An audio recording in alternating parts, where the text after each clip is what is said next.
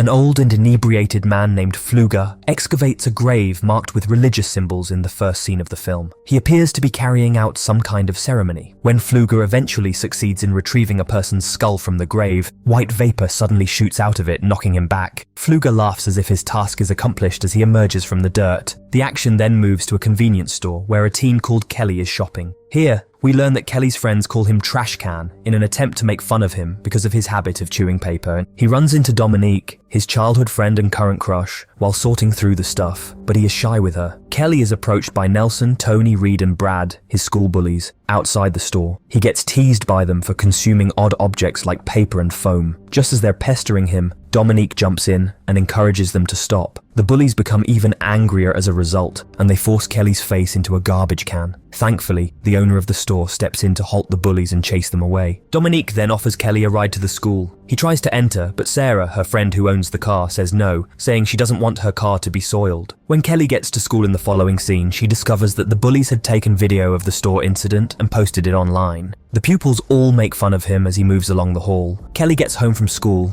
and his mother Bernice asks him about his day. Our boy just responds that Dominique spoke to him for the first time, omitting to disclose the bullying. When Bernice hears this, she's delighted and suggests he ask Dominique out on a date. A native guy by the name of Red Elk discovers the grave that Fluger had earlier demolished and prays. It then becomes clear that a secret power that was kept buried in the grave has been taken. Since he was supposed to take care of it, Red Elk is devastated to hear this. Kelly becomes sick the next morning after eating a lot of paper and foam. Bernice calls the family physician right away, and he recommends that Kelly see a psychologist in order to address her eating disorder. The fact that there are no men in the house raises another possibility. Kelly may be acting strangely. In actuality though, the doctor is only itching to go in bed with Bernice because he has a crush on her. Fluger appears in the town that same day, professing to be able to heal people. He relieves an elderly woman's joint discomfort as an example. Bernice, who just so happens to be present, is astonished by his abilities. Kelly invites him to her house because she thinks he could be able to help her. Red Elk approaches Fluger and tells him that the powers are not meant for him, while Bernice moves aside to fetch her car. Additionally, he offers to assist him in losing his healing abilities. However, Fluger declines, and a scuffle develops where Red Elk ends up harming himself. This is because Fluger possesses powers that protect its possessor, which he got from the afterlife. Fluger is then warned by Red Elk of the power's dangers, but he ignores him and turns to leave. Soon after arriving at Bernice's house, Fluger tries to treat Kelly but is abruptly forced to remove his hand due to an unexplained pain. Before making another effort, he excuses himself to use the restroom and takes a particular medication. He tries again, but this time he burns Kelly's chest with his cigarette and falls to the ground, passing away instantly. Oddly enough, Kelly's condition becomes better as Fluger passes away, and he gets up feeling rather energized. The cops show up shortly after and remove Fluger's body from the site. The elderly man merely passed away from a heart arrest, they determine. Kelly then discovers that he has undergone certain bodily changes and that the burn on his chest has miraculously healed. It becomes evident that Kelly has inherited Fluger's healing abilities. Kelly cuts his finger the following day while fixing his bike by mistake, but an incredible thing happens. The wound closes up on its own and goes away right away. When he tells his mother about it, she doesn't think he's serious.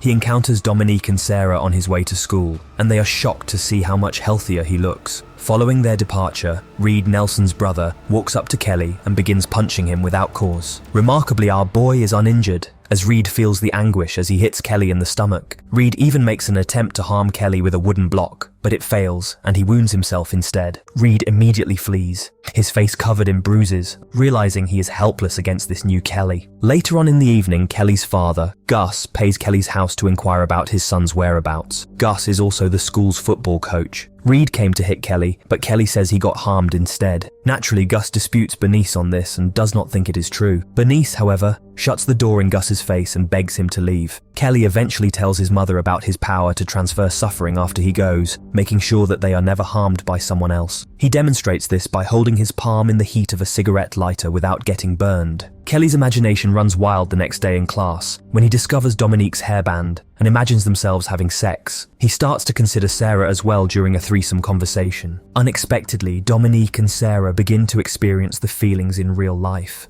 The two ladies experience odd bodily sensations that cause them to respond in ways they weren't expecting. In the classroom, Sarah even lets out a delighted scream. Later, at a night party, Nelson behaves inappropriately by picking up Dominique without her consent. This angers Kelly, so he confronts Nelson and urges him to put Dominique down. But as the boys are about to clash, Gus steps in and separates them. He then confronts Kelly and mentions that one day he will surely find out the power he possesses and destroy it. Kelly is riding his bike as Brad and his pals run into her after the party. As they are all heading home, they are still furious over the earlier incident and try to run him off the road with their automobile. Sadly, Brad loses control and runs Kelly over with the car after hitting her. Although the impact appears to be devastating, Brad's death results from a smashed skull, leaving Kelly unhurt. This information becomes apparent after the smoke clears. Before long, a group of people congregates, and Kelly discreetly informs Dominique of the circumstances, including his exceptional talent. Nelson and his buddies tell the police a falsehood, saying that Brad swerved to keep Kelly safe because the cyclist was riding in the center of the road. Kelly is exonerated of all charges, following an initial probe led by policeman Adler. Red Elk, on the other hand, visits Fluger's grave after learning of his passing. He determines through soil analysis that Fluger lost his authority prior to passing away. Red Elk visits Kelly at work after learning of his survival following a vehicle accident. Kelly acknowledges receiving treatment from Fluger after he confronts her about the powers, though not without some hesitation. The following day, Kelly and Dominique are chatting about movies over lunch at a cafe. The truth is that Dominique likes Kelly as well and wishes he will invite her out for a movie night.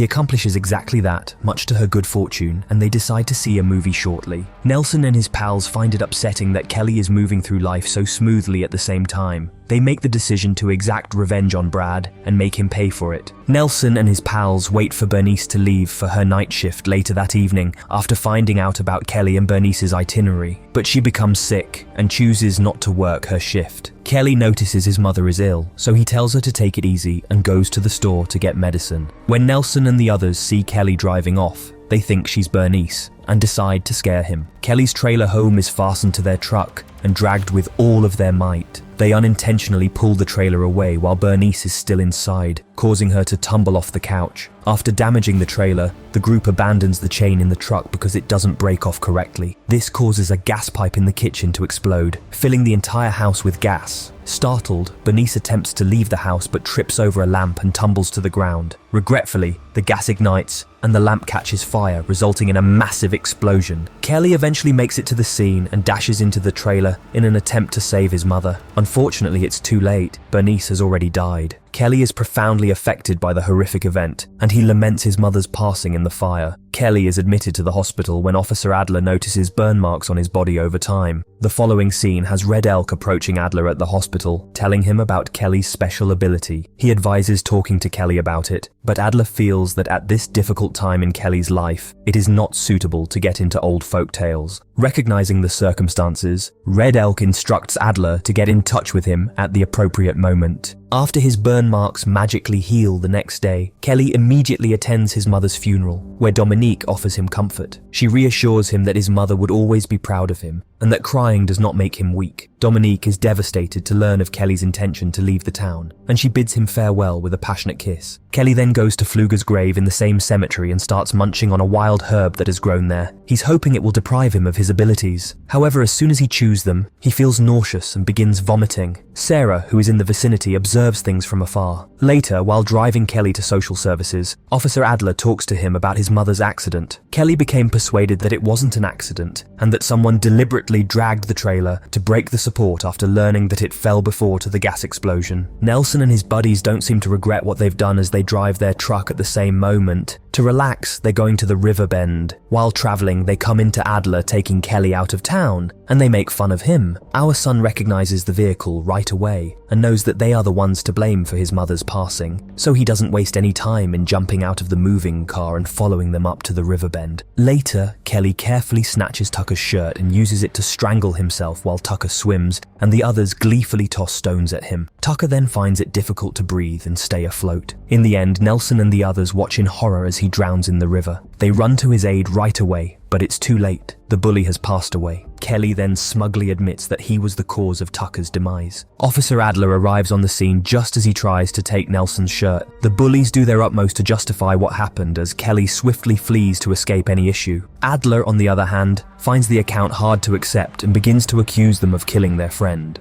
Kelly tells Dominique about his intention to exact revenge on her that evening, but instead of using violence, she says that getting Nelson and the others to confess is preferable. Kelly concurs with her remarks as well, and the two of them have a private moment. The following day, Kelly deliberately confronts Tony, one of the bullies, in chemistry class in an attempt to get him to admit to killing Bernice. The bully maintains his composure at first, but when Kelly makes fun of his girlfriend Sarah, he loses it and hurls acid at her. Regretfully, Tony burns himself to death right there and then due to his powers. As Dominique sees all of this, she becomes furious with Kelly and forces him to leave. After a sobbing, Sarah finds Nelson at night. They decide to take revenge for Tony's passing. Here, she tells him about the graveyard vine that caused Kelly to throw up. After that, they go to the cemetery together to acquire it and use it against Kelly. When Gus drives his sons to football practice the following day, Adler spots the bully's chain on Gus's truck. When he queries Reed and Nelson about it, they claim not to know anything about it. At that moment, Kelly shows up at the drill field dressed in some of Nelson's clothes and carrying an electric drill.